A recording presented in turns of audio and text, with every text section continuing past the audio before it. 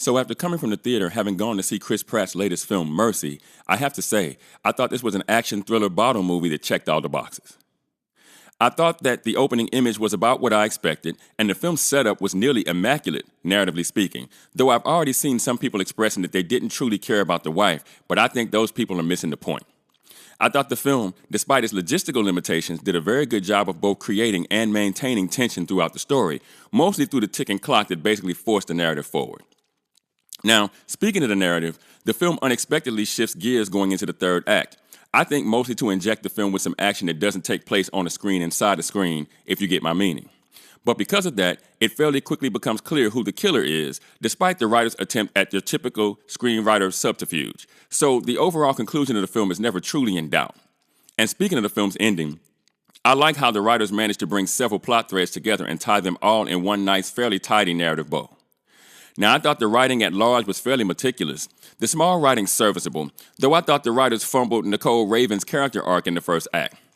I think they managed to recover in the end, but there were some things that happened involving Chris's daughter that I felt only happened because it had to for the story to continue, and you guys know how I feel about forcing the narrative. I thought the casting was pretty good for the most part, though I wasn't particularly a fan of Kaylee Reese's performance. And speaking of casting, I know there will be some who think Rebecca Ferguson is much too good an actor for the limited role she played in this film, but I understand that from a business perspective, sometimes you just got to take the bag. And from a producer standpoint, I think she was needed to help Chris Pratt sell this film. Now, overall, I'd give this movie a 70%, or a 7.0 out of 10 if you're thinking IMDb score, essentially a C for a letter grade. Now, I've seen that right now the aggregators are killing this film, but I would argue that despite the handful of things I think the film got wrong, narratively speaking, I think what the film got right made up for a lot of it. That said, I do think that if you're not a fan of the bottle movie, this film might be a bit hard for you to sit through, though I think the film's runtime is right in the sweet spot, given the limitations placed on it by its premise. My point is, if you're looking for a January movie with a bit of action, and you've already seen Greenland 2, this movie will certainly scratch that itch.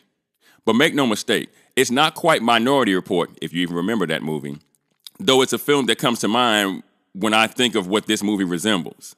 And I think it's a watchable action thriller nonetheless.